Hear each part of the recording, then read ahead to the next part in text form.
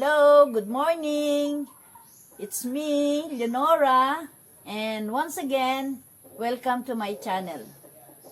Okay, this morning, ipapakita ko sa inyo kung paano mag-alaga ng halaman, especially my ornamental plants. Paano maglalagay ng fertilizer, paano maglilipat ng halaman sa isang mas malaking pot, at saka paano magtanim ng hanging plants doon sa isang bagong pot. Before I start, ipakita ko muna sa inyo yung mga ornamental plants ko na nandito sa paligid.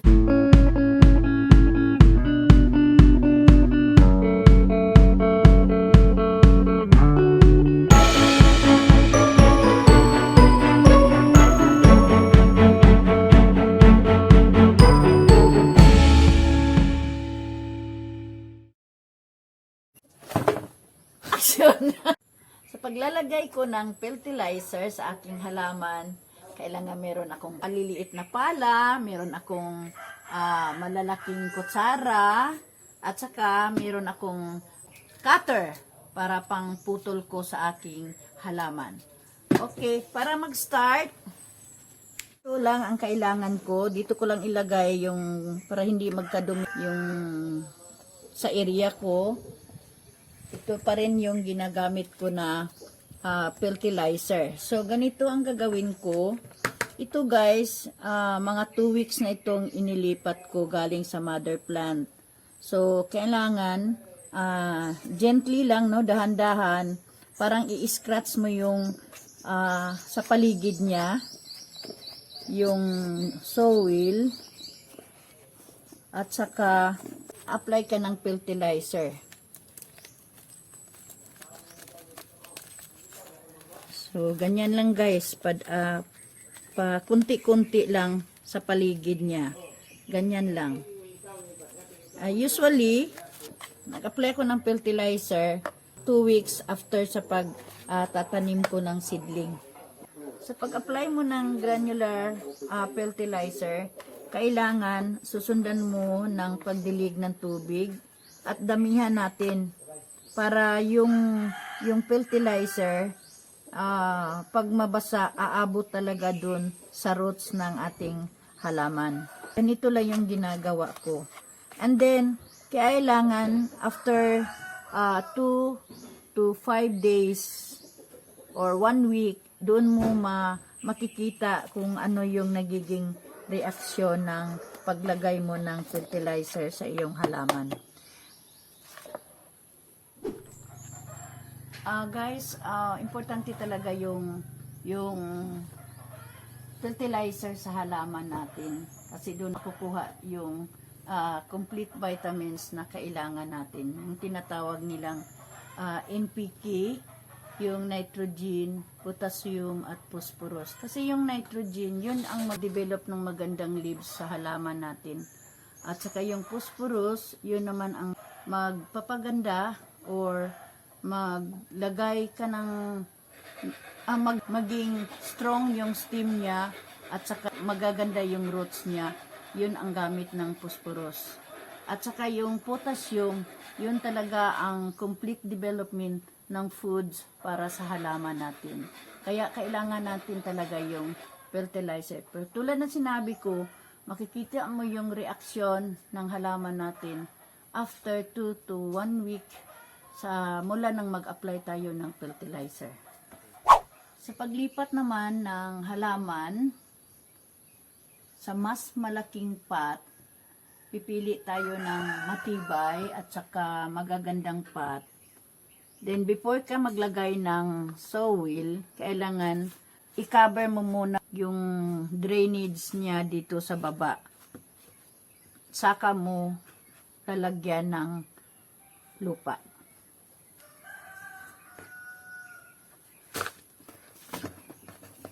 Yung lupa din na ginamit ko, yun pa rin. May compost, may coco peat, at saka yung pina-preserve ko na soil sa garden ko. So, yun ang gagamitin mo. Kasi yung bagong lipat ko na halaman ay hindi ko lalagyan muna ng fertilizer. Lalagyan ko siya after 3 days pa. So, yan lang muna. So, kukunin ko yung ililipat ko na halaman. Ito kasi malaki na. Tapos, maliliit na yung pot niya. So, kailangan ita-transfer ko. So, ganito lang ang gagawin natin. Bubunutin natin yung bulaklak. At saka, so, kailangan bago mo siya ilipat, kailangan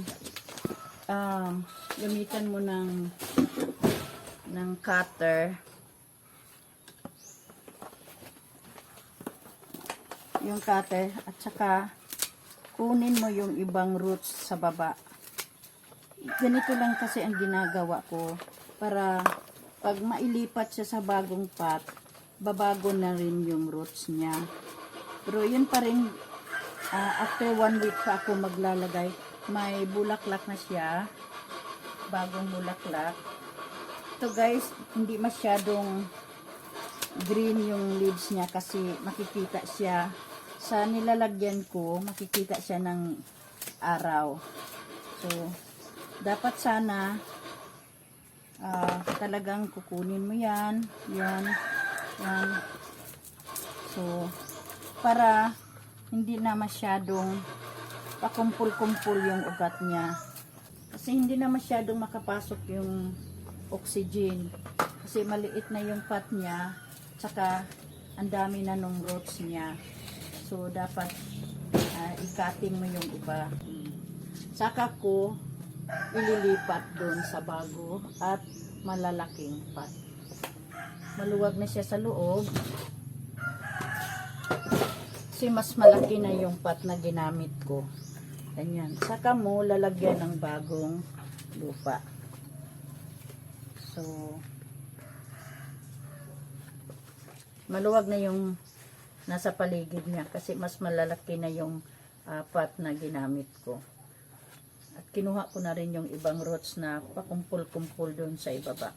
Pagkatapos niyan guys, ko dito, at huwag niyo talagang kalimutan na lagyan ng tubig.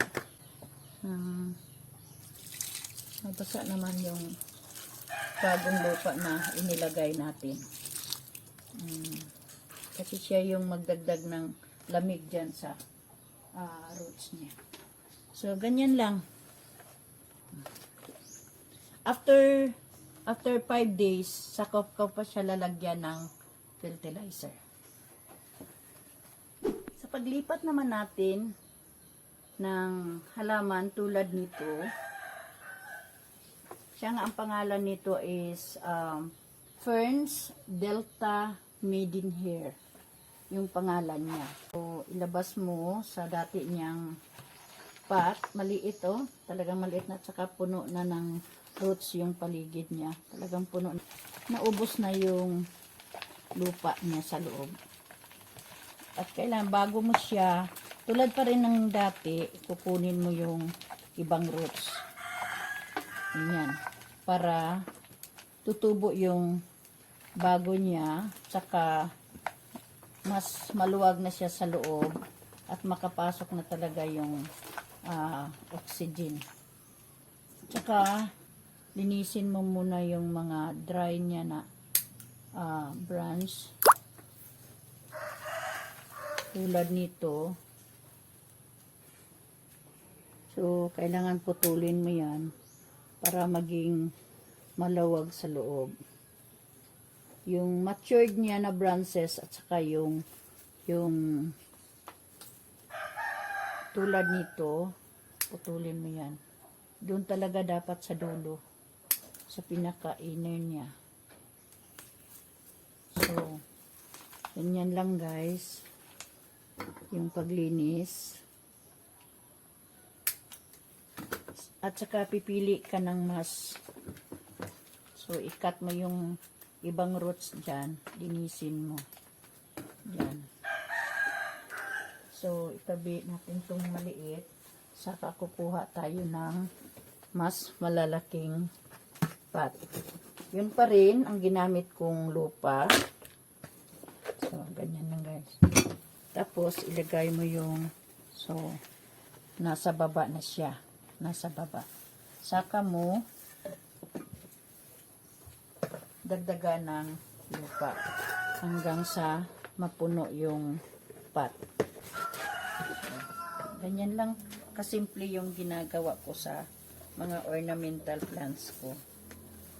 Tsaka guys, huwag niyong kalimutan na ilagay ito sa, hindi talaga sa araw, no? Yung moist niya sa lupa, tsaka yung talagang puno niya, kailangan niya ng nasa lalim siya. Yung parang malamig. Yung kailangan niya na temperature. Pagkatapos niyan, yun pa rin ang gagawin. Lagyan ng tubig. Lalagyan siya ng tubig at i-drain siya ng mabuti. So, bagong lipat to guys. So, after 1 week ko pa ito lalagyan ng fertilizer. Ngayon naman guys, ganito ang gagawin natin. Ito yung hanging plants na ililipat ko. So, mag-replant ako. So, ang gagamitin ko lang, maliit lang muna na pot. Dahil, maliliit pa naman yung plants na ilalagay ko. So, ganito ang ginagawa ko. Lagyan ko muna ng lupa. Yung bagong pot, lilipatan ko ng hanging plants. Tapos ko nang nalagyan ng lupa yung pot na tatamnan ko ng hanging plants. Yung sa akin, iba yung pamaraan ko. Bago ko taniman, bubuhusan ko muna ng tubig. Basain ko muna yung lupa sa pot ko. Nalagyan ko na ng lupa at saka bago ko taniman ng hanging plants, kailangan diligan ko muna ng tubig. Mas mabuti yung nagtanim ka na basa na yung lupa para mas madali sa iyo ang magbutas sa paligid niya. Diyan. So, ganyan. So, sa pagkating ng halaman, kailangan libutin mo lahat yung nasa paligid niya. So, pakunti-kunti lang. Ganyan, dyan mo putulin kung saan yung last na may dahon. Ganyan. Dito. Tsaka, dito naman sa kabilang parte. Dito naman. Ganyan. Ganito. Tsaka, ganito. So, yun nilagyan ko ng butas, doon ko itatanim yung halaman. Sa pagtanim ng halaman na hanging plants, dapat kung gaano kalaki yung pot mo, dapat hindi sa gitna ka magtanim ng bagong halaman na itatanim mo. Dapat doon ubusin mo lahat yung area. Ganyan. Yan ang pagtanim ng tama. Para sa akin, ganito ang ginagawa ko. Libutin ko muna yung nasa gilid niya. Busin ko lahat yung tanim. Ganyan. So, dito, last. Saka ko lalagyan sa gitna. Bakit ganito yung sistema ng pagtanim ko ng hanging plants? Kasi pag lumaki, tutubo na yung hanging plants, maging ganito na siya. Kailang hindi lang sa gitna. Dapat kasi pag tataas na yung hanging plants, parang papunta siya dito sa baba. Lahat ganito.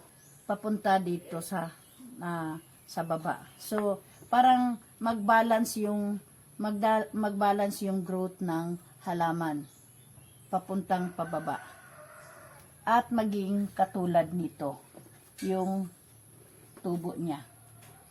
So, yun lang guys. Tapos, after 1 week, saka ko pa siya lalagyan ng fertilizer after 1 week.